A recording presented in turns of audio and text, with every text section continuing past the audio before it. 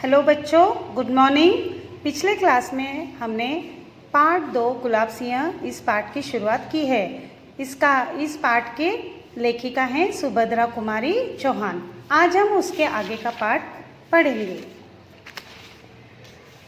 उत्तर था, तब तो ज़रूर निकले जुलूस, हम ज़रूर फहराएंगे अपना झंडा, देखते हैं कौन रोकता है हमें। देखो, जब भाई ने कटुता से कहा था कि हमारा देश बादशाह का गुलाम है, तो बहन ने उत्तर क्या दिया कि तब तो ज़रूर निकलेगा जुलूस और हम ज़रूर झंडे को फहराएंगे, देखते हैं हमें कौन रोकता है। झंडे की तैयारी होने लगी। बहन ने अपनी पुरानी ओढ़नी फाड़कर झंडा बना लिया। लाल हरा रंग भी चढ़ गया।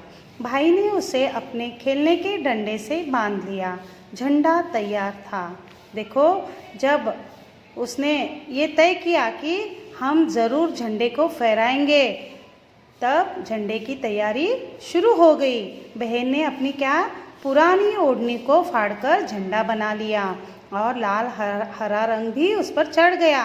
भाई ने उसे अपने खेलने के डंडे से उस कपड़े को भाई ने अपने खेलने के डंडे से बांध लिया और झंडा तैयार हो गया। अब भाई झंडा लेकर चला। अरे भाई, जाते कहाँ हो? हम भी साथ चलेंगे, बहन आग्रह से बोली। जब भाई झंडा लेकर चलने लगा, तब पीछे से बहन ने क्या कहा कि अरे भाई, तुम कहाँ जा रहे हो? हम भी साथ चलेंगे। तब भाई ने क्या कहा, देखो, पर बहन, बड़ी दूर जाना है, तुम थक जाओगी। नहीं भैया, नहीं बहन। उस वक्त भाई ने फिर से क्या कहा, देखो, बहन ने भाई से क्या कहा, जुलूस कौन बनाएगा? तुम झंडा उठाना, हम जुलूस बनाकर चलेंगे पीछे पीछे। बहन ने कहा कि तुम झंडा लेकर आगे चलोगे तो पीछे तुम्हारे जुलूस कौन बनाएगा? तो तुम झंडा लेकर आगे चलो, हम पीछे पीछे जुलूस बनाएंगे। तब भाई ने कहा, नहीं रानी, तुम जुलूस नहीं, तुम एक काम करो, हमें रोली का तिलक लगाकर विदा करो, जैसे राजकुमारी अपने भाई राजकुमार को विदा करती है। देखो, भाई ने क्या कहा कि तुम जुलूस नहीं हो, तुम एक काम करो, क्या कि हमें रोली का तिलक, रोली का तिलक मतलब क्या है? तिलक लगाने की लाल बुकनी यानी चूर्ण, तो उसे लगाकर मुझे कैसे विदा करो? एक राजकुमारी बहन अपनी राजकुमार भाई को जैसे विदा करती है, वैसे ही मुझे विदा करो। बहन ने यह बात सुनकर क्या किया, देखो, बहन ने खुशी की किलकारी के साथ ताली बजाई और दौड़कर थोड़ी सी रोली, थोड़े से चावल सजा लाई। थाली में एक दिया भी जल रहा था। भाई की आरती उतारनी थी। मुंह के चारों तरफ घूमती थाली एक आभा मंडल बनाने लगी। उसने देवी देवताओं के चित्र में भी वैसा ही आभा मंडल देखा था।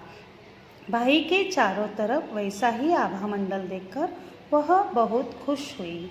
देखो, जब भाई ने कहा कि मेरी आरती उतारो, तो बहन बहुत ही खुश हो गई, क्योंकि उसे आरती उतारना बहुत पसंद था। तो उसने क्या किया, खुशी की किलकारी के साथ ताली बजाई और दौड़कर उसने क्या किया, थोड़ी सी रोली, थोड़े से चावल सजा लाई और थाली में क्या किया, एक दिया भी रख दिया, जलता हुआ दिया भी रख दिया और भाई की आरती जो उतारनी थी। मुंह के चारों तरफ घूमती थाली, जब उसने आरती उतारना शुरू किया तो कैसे लग रही थी, एक आभा मंडल। आभा मंडल का मतलब कांति का घेरा, तो आभा मंडल के जैसा लग रहा था, जैसे कि देवी देवताओं के चित्रों में वैसा ही आभा मंडल उसने देखा था। भाई के चारों तरफ वैसा ही आभा मंडल देखकर वह बहुत खुश हुई। बहन ने भाई के माथे पर तिलक लगाया, चावल बिखराए। तब भाई ने बहन के पैर छुए और विदा ली। बहन ने भाई के सिर पर हाथ फेरा और बलैयाँ ली। देखो, जब बहन ने भाई के माथे पर तिलक लगाया और उसके बाद क्या किए, चावल भी उसके सर पर बिखराए। बिखराना का मतलब क्या है, इधर उधर फैलाना। तब भाई ने बहन के पैर छुए और उससे जाने की इजाज़त ली, विदा ली।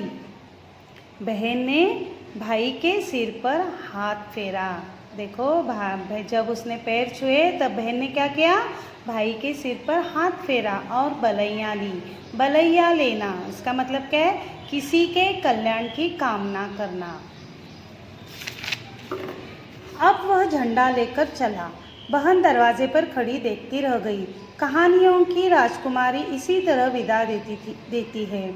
वह झंडे को लहराते हुए ले जाते भाई को दूर तक देखती रही। देखो अब क्या है, भाई ने बहन से पैर छूकर विदा ली और वह झंडा लेकर चलने लगा। बहन क्या है, दरवाजे पर ही खड़ी रहकर अपने भाई को देखती रह गई। जैसे कहानियों की राजकुमारी विदा देती है भाई को, उसी तरह। और वह झंडे को लहराते हुए, भाई क्या है, झंडे को लहराते हुए जाते, दूर तक जाते भाई को क्या है, देखते रह गई।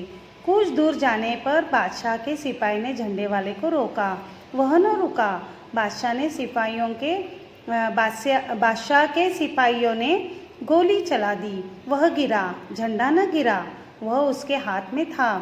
गोली चलते देख कोई उसके पास न आया। बहन ने भाई को गिरते देखा। वह दौड़ पड़ी। भाई खून से लथपथ पड़ा हुआ था। वह पुकारती रही, भैया भैया। देखो कुछ दूर जाने पर क्या है, बादशाह के सिपाही घूम रहे थे बाजार में। उन्होंने क्या है, झंडे वाले को रोकने की कोशिश की, लेकिन वह न रुका। झंडे वाला कौन था? वह भाई था, लेकिन वह रुका नहीं। तो बादशाह के सिपाहियों ने क्या किया, गोली चला दी। वह गिरा, गोली उसको लग गई और वह नीचे गिर गया, लेकिन झंडा न गिरा, वह उसके हाथ में ही था। और गोली चलते देख उसके पास कोई ना आया। आजू बाजू के जो भी लोग थे पास में, वह गोली चलने की आवाज़ सुनकर भी उसके पास नहीं आए। बहन ने भाई को गिरते देखा। जो बहन अपने भाई को झंडा लेकर जाते हुए देखते ही रह गई थी, उसने ये भी देखा कि उसके भाई को गोली लग गई, गिरते हुए देख लिया और वह क्या, दौड़ पड़ी। भाई खून से लथपथ पड़ा था। लथपथ यानी भीगा हुआ, सना हुआ, खून से भीगा हुआ, सना हुआ रास्ते में पड़ा था। वह पुकारती रही भाई को, वह पुकारती रही भैया भैया कहकर। तब भाई के प्राण मानो यह अमृतवाणी सुनकर लौट पड़े। वह बोला, तू आ गई, यह झंडा ले। देखो जब बहन ने भाई को आवाज़ दी, तो जैसे ही वह आवाज़ उसके कानों में, भाई के कानों में गिरी, तो उस अमृतवाणी कर सुनकर उसके प्राण मानो लौट पड़े। और वह क्या बोला बहन से, तू आ गई बहन, तो यह झंडा ले। देखो उसने झंडे को गिरने नहीं दिया, वो खुद गिरा पर झंडे को नहीं गिरने दिया। बहन ने झंडा थाम लिया। भाई चला गया। बहुत रोई पर झंडा हाथ में उठाए रही। बादशाह के सिपाही मानो गढ़ जीतकर चले गए। लोग भागे आए। उन्होंने भाई की देह उठाई। आगे आगे झंडा लिए बहन चलने लगी। देखो बहन क्या है, झंडा बहन ने थाम लिया। थाम लेना यानी पकड़ लेना। उस झंडे को उसने पकड़ लिया, लेकिन भाई तो चला गया। बहन बहुत रोई पर झंडे को उसने हाथ से नहीं छोड़ा। और यह देखकर बादशाह के सिपाही भी चले गए, जैसे कि मानो गढ़ जीत कर चले गए हों। और लोग क्या है, उनके चले जाने के बाद भागे आए और उन्होंने क्या है, भाई की देह को उठा लिया और आगे आगे झंडा लिए बहन चलने लगी। जब आगे बहन थी, पीछे भाई का देह उठाकर लोग चलने लगे। बादशाह का हुक्म था, जुलूस नहीं निकलेगा। जुलूस निकला, झंडा नहीं निकलेगा।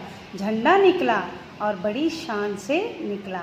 देखो बादशाह का हुक्म था कि जुलूस नहीं निकलेगा, झंडा नहीं निकलेगा, लेकिन जुलूस भी निकला और झंडा भी निकला, और वो भी बड़ी शान से निकला। शान यानी ठाट बाट, प्रतिष्ठा के साथ निकला। यह बालक था गुलाब सिंह, जो अपनी सुगंध बिखेर कर चला गया। ये बालक कौन था? गुलाब सिंह उसका नाम था। और अपनी सुगंध यानी खुशबू, सुहास बिखेर कर वह इस दुनिया से चला गया। बच्चों यह पाठ यहाँ पर ख़त्म होता है। इसके आगे का भाग हम अगली क्लास में देखेंगे।